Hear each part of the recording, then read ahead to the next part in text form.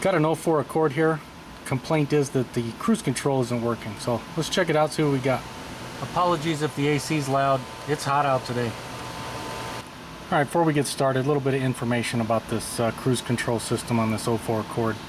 And a lot of these older Hondas are very similar. You got the cruise control combination switch. You got the gauge. There's a cruise control module down there in this vehicle. You got the engine computer that's down there. And then, well, let's go out under the hood. Then we got the cruise control actuator, which is right there on this vehicle. And that's the setup on the 03, 04, and 05 Accords. This 06 and 07, they changed over to a drive-by-wire system. So on that, you're going to have the combination switch here. You'll have a module, the gauge control module, I should say, and then the engine computer. And then you have on the throttle body, it's a drive-by-wire, so there's a motor on there. So there's no more cabling in between. So it's a lot simpler of a system. The combination switch talks to the gauge control module, which talks to the engine computer, and it controls the throttle.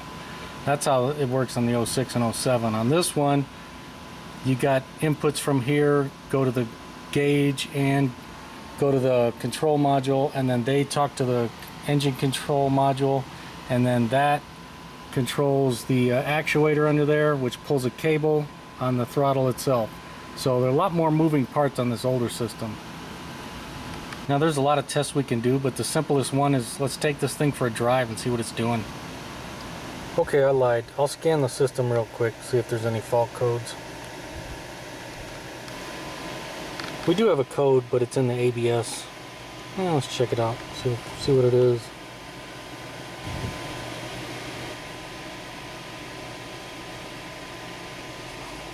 ABS control unit will quit communication above 50 kilometers an hour, 30 miles per hour. I see that a lot when it's a bad battery. Battery needs to be changed, low voltage, things like that.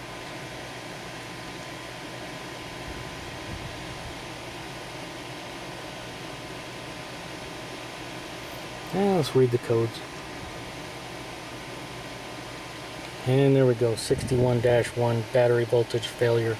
Yeah, I think either the battery was disconnected or had a bad battery on this vehicle before, so I'm not worried.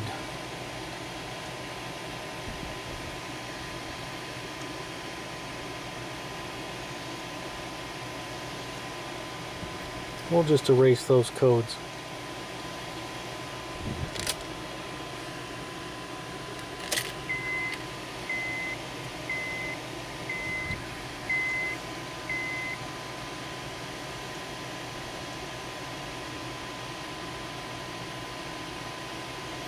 Alright, now there's no codes. And while I have the scan tool out, there's a couple checks I want to do.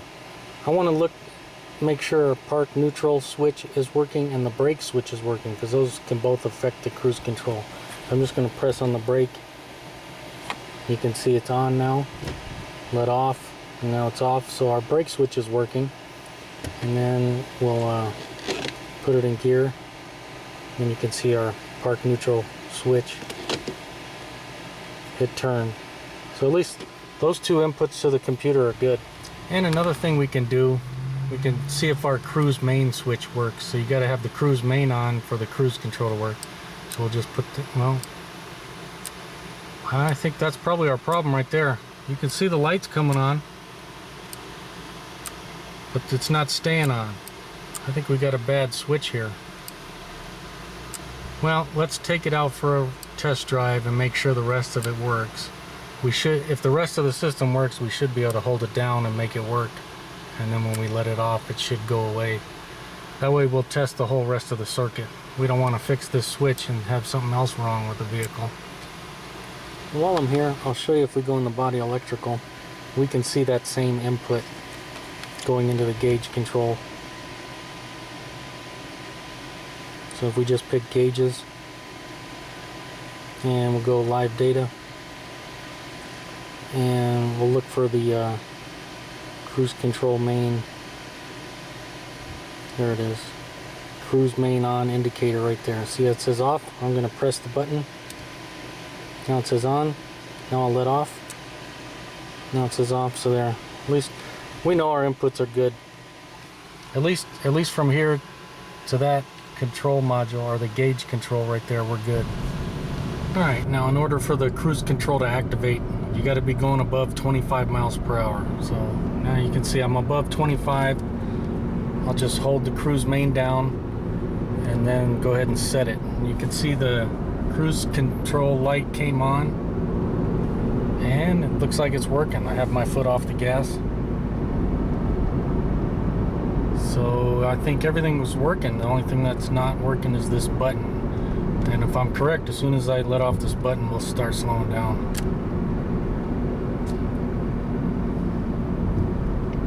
Yeah, you can see the cruise disengaged, and now we're slowing down. Yep, it's got a bad cruise control combination switch. So let me get a new one. Let's get this thing fixed. All right, got the new part in. There's the part number for this model right here. Made in Korea.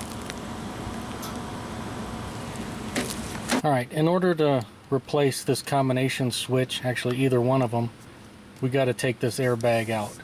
And we want to be safe. So in order to take the airbag out, we need to disconnect the power. So we'll disconnect the battery cable. If you didn't know, the SRS control module that's down in there, it has an internal power source, and in the event that the battery became disconnected during an accident, it could still deploy these airbags even without the battery being connected. So that's why we need to disconnect the battery, and we need to wait 3 minutes. And Honda is very clear on this. You need to wait 3 minutes before you work on any of the SRS components. So we'll disconnect it and wait 3 minutes, and then we'll be good to go. Now, other manufacturers may have different time amounts, and obviously if you're not working on a Honda and you're working on something else, you need to pay attention to what that manufacturer says. But Honda, very clear, 3 minutes. Alright, all we need to do is loosen this 10mm fastener and take the battery cable off. Tuck it down out of the way so that it won't come back in contact with the battery. And we'll wait 3 minutes. Alright, looking up underneath the steering wheel, we come right under here. Right there. We have to put this, nope, right there. We have to put the screwdriver in, pry it down a little bit. We should be able to pull this off. There, like that. Try not to break the little tabs.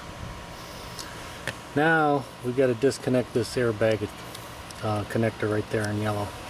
Alright, if you look under here, we should be able to press this tab up a little bit right here and pull this out. I don't know if I can do it one-handed. There, we'll just pull that down. And now this is spring loaded, see? We'll pull that back, and then we can just press the center and then disconnect it.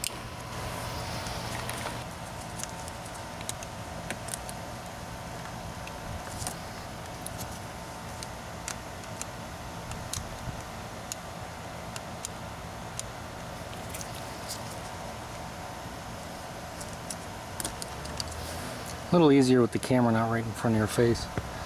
There we go. Now it's disconnected. And now, I don't know if you can see in there, but there's a T30 Torx bit right there on this side, and then there's one on the exact opposite side. We got to get in there with a Torx bit and loosen those two up. Now you can use, let's see if I got it here. This is a 1/4 inch one, and if we put it in there, you can see a 1/4 inch bit will fit. A 3/8 inch one with an extension might be too fat. You might not be able to get it in there.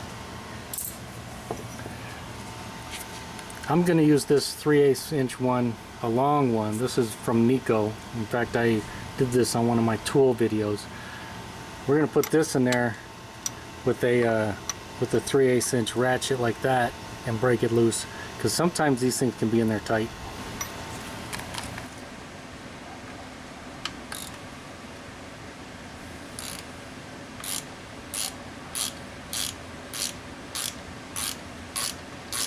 Be careful, these things are easily stripped out.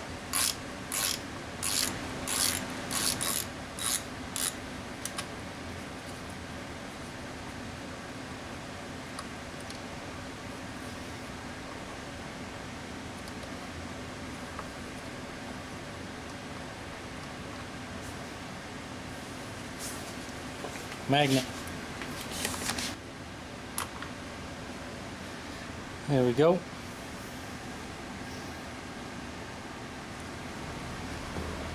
And you can see there's the one on this side. We'll just break that free too.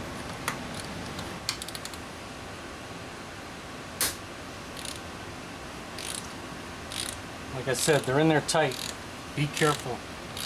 Stripping these out sucks. In fact, Honda makes a special tool in case you strip these out.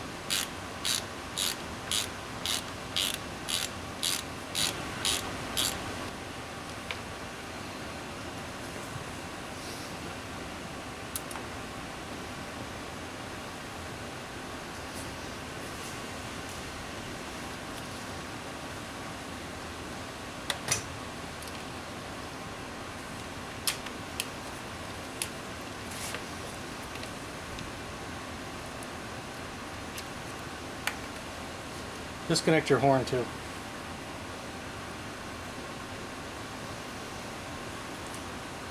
Now, being very careful, we're going to go set this down like this.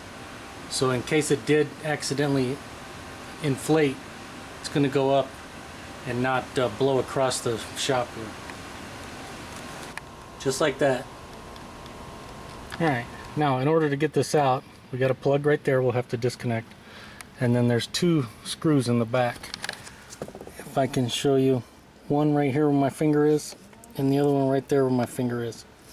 So we're going to turn the steering wheel like this a little bit so that we can get access from up here, and using a good screwdriver we're going to pop those two screws out.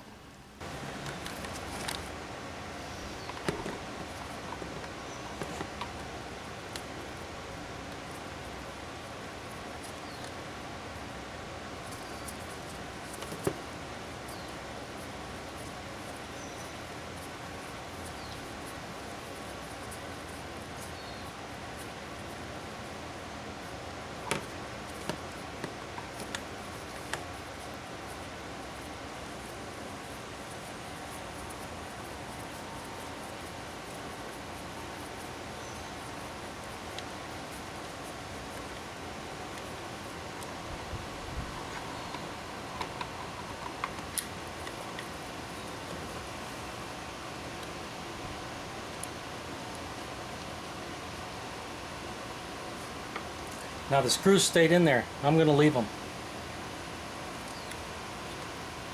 All we got to do is squeeze this, if it will.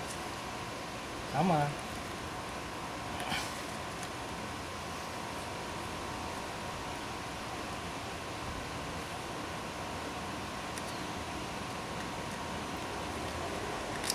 There. Man, that thing did not want to come apart. There's your old switch. You can see the screws are still in there. We'll just leave them right where they're at. And see these two little notches right here? We just got to make sure when we put the new one in, those two little notches made up with it. Alright, we just got to make sure the new one here looks just like the old one, which it does, so we're good to go. Alright, we'll take our new one, plug it in, and get it situated in place. You can kind of feel it kind of pop into place.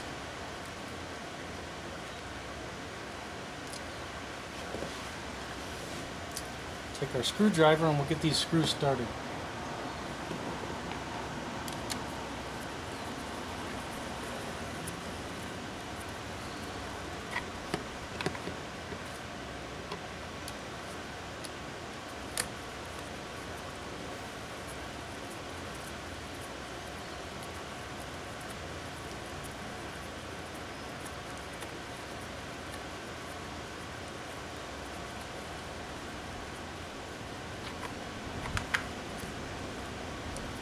I like to go back and forth on the screws.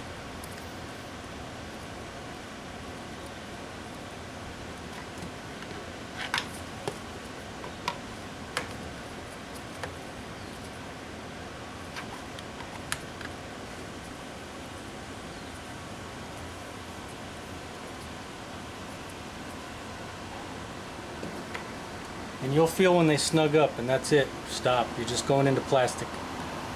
Alright, now what I'm going to do, I'm going to tuck these wires back in their holders here. That way they're good to go.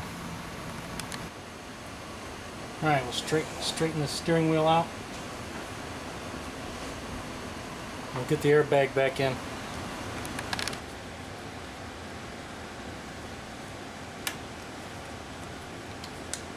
Alright, very carefully we'll connect the horn and set the airbag assembly back in place, making sure that our little yellow connector goes down in there so we can get to it on the bottom.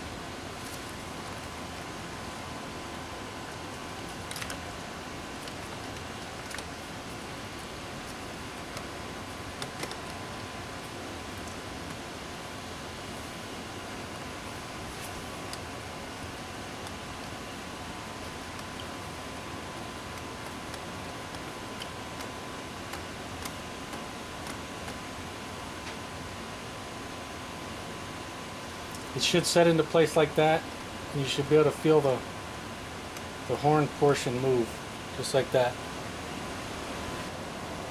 Alright, we'll put our bolts back in. It's a good idea to use new Torx bit bolts, especially if yours are messed up.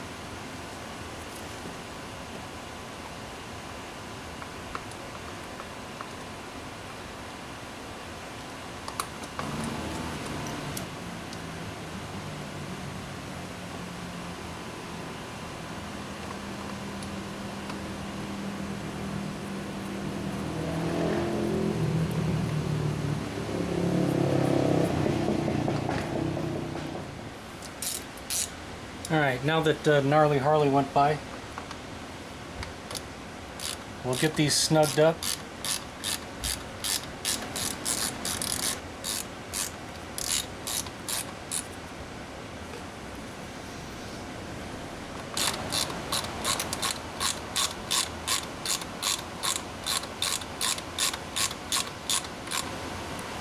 Alright, you'll feel them snug up, and they're only 7.2 foot-pounds, so you don't have to kill them. If you want to use a torque wrench, in this case I'm going to go with a 1/4 inch because I don't like doing 3/8 inch that low. It's roughly 87 inch-pounds, very close to that.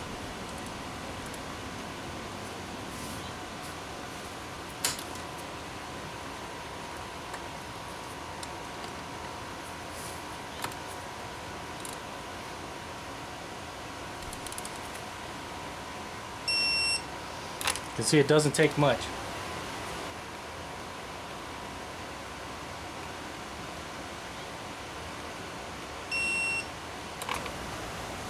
Alright, now we'll connect the airbag. We'll just pull this back, snap it into place, and then let it go. And then it'll just snap it back up into its holder here.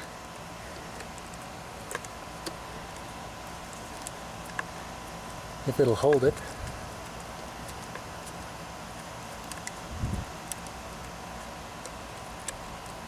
There we go.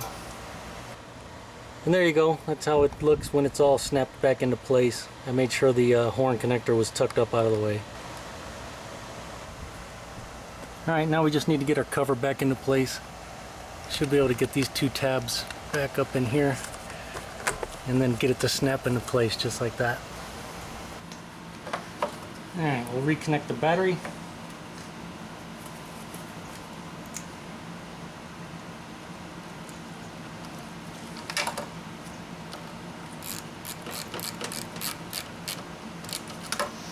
Make sure you don't kill these little Honda battery terminals, otherwise they crush down and then they won't tighten up anymore. Alright, now I'm going to do another check. I'm going to make sure, one, that the horn works. Yep, it does. And two, we're going to put the key in. I'm going to look and make sure that the SRS light, the side airbag light, and the passenger airbag light, I want to make sure that they all come on for 6 seconds and then go off. During that 6 seconds, all the modules are talking together on the FCAN, or the Fast Controller Area Network. And if everything's good and all the checks check out, then that light should go off. Actually, all three of them should go off. So there they are right there, and then that one. And you can see they all went off after 6 seconds, so that means our system's okay. And while we're here, let's make sure our cruise main stays on. there we go. I think we got a fix. I'll take it for one last test run and make sure the cruise control works, but I think we got a confirmed fix.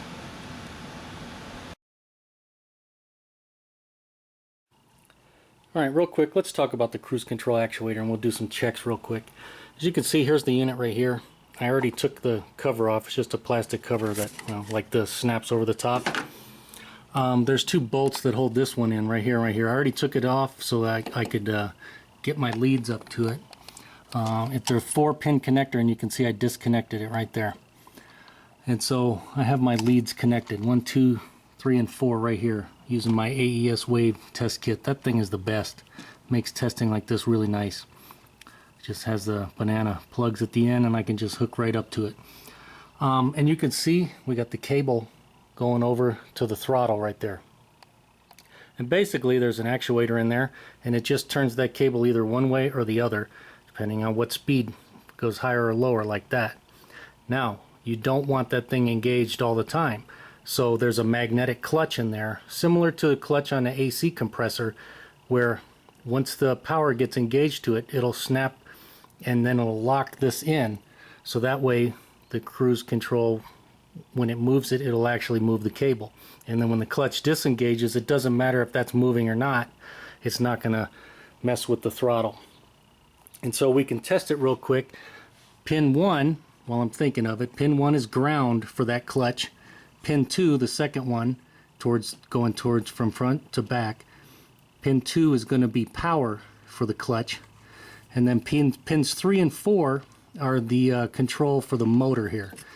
Actually, so basically we can put power on one side and ground on the other, and it'll spin the motor in one direction, and then we reverse it, put power on one side and ground on the other, and then it'll go in the opposite direction, similar to any other motor, like a window motor or anything like that.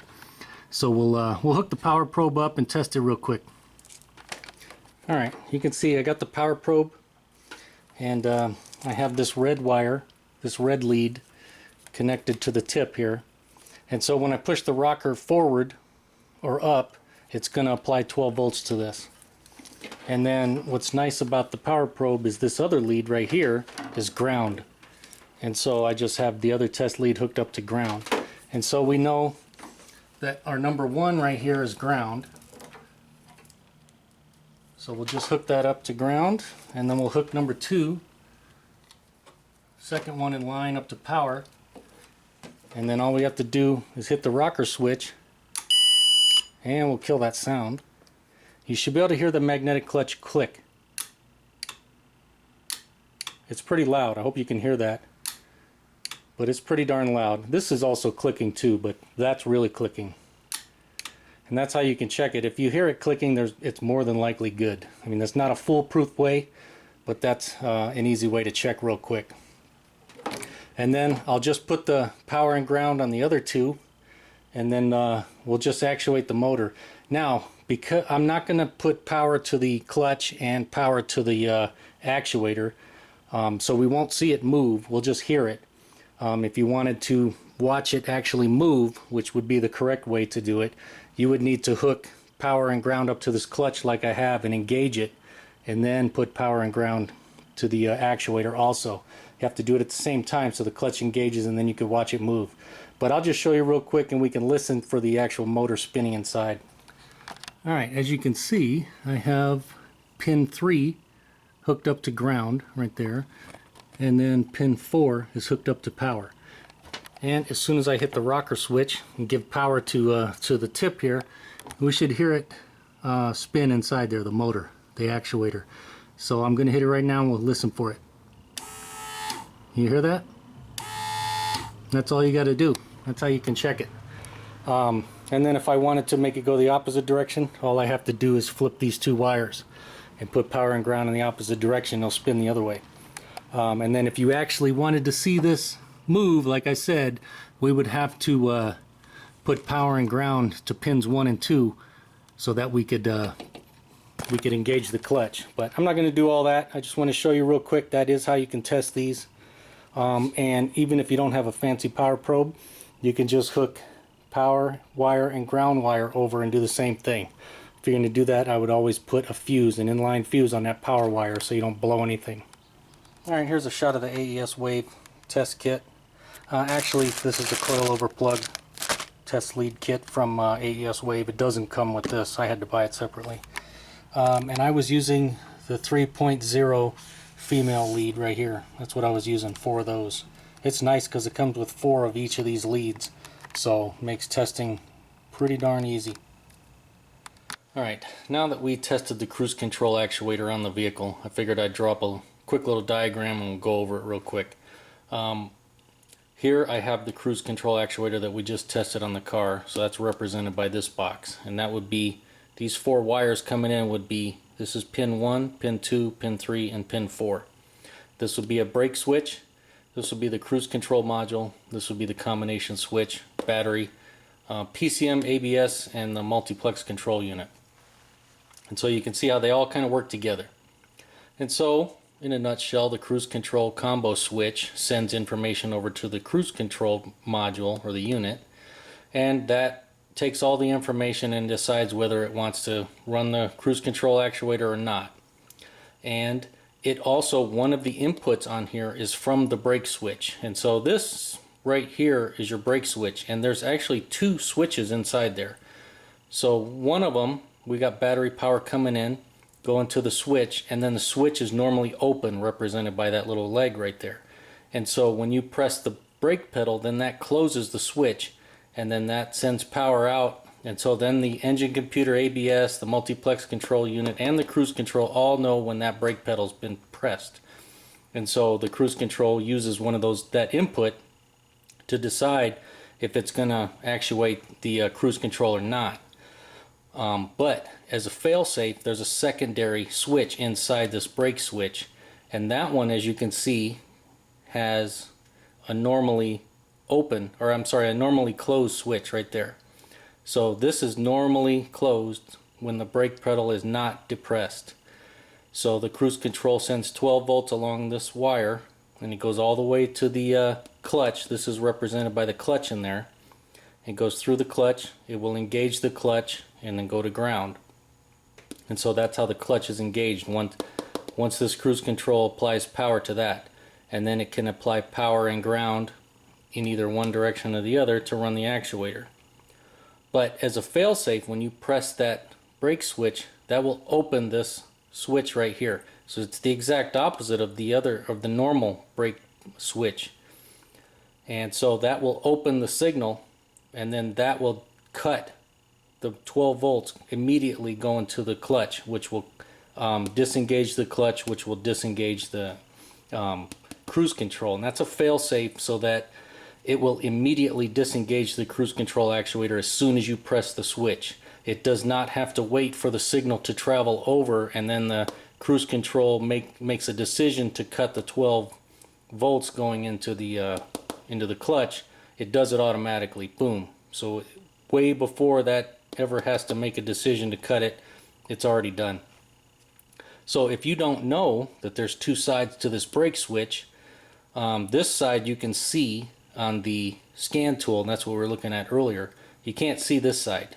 And so if this portion of the brake switch is not working, it's not going to let your cruise control work either. And so that's why I wanted to point this out. Very important that your brake switch is working, both sides of it. Alright, now I'll show you how to do some checks on the actual switch itself. We'll do some continuity checks, and we'll test all the buttons. I'll show you how to do that. As you can see right in there, well, maybe you can't, but right inside there's 5 pins, and they're pretty small. So from my AES test lead kit, I'm going to use these 1.2 females right here, which are pretty small. Now I don't care about this because I know it's broken. This is the bad one. But I'm still going to be careful and use these. But even using these, it might bend the pins a little bit. So you got to be careful testing these things. But I'll show you how to test them. So we're going to test, if I could say it, we're going to test pins 1 and 2 for continuity on the cruise control switch right here. So we're going to start on this side is 1, and then 2, 3, 4, and then 5 will end up over here on this side. So right now, 1 and 2.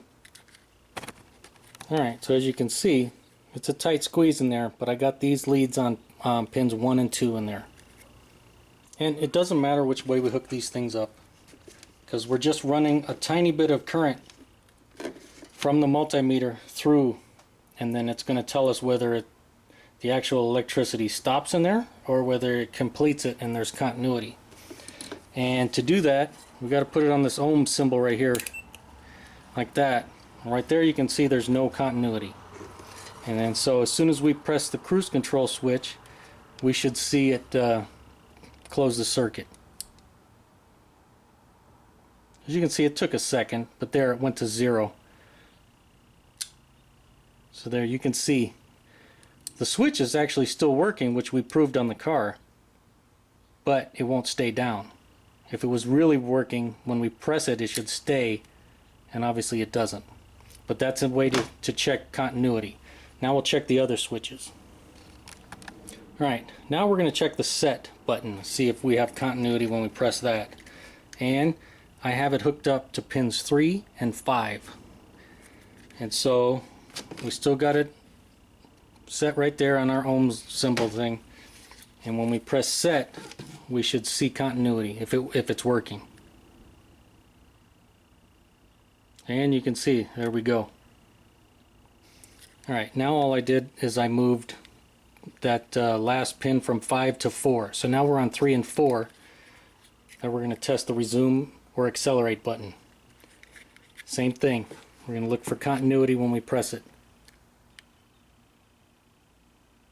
And there we go, it's working.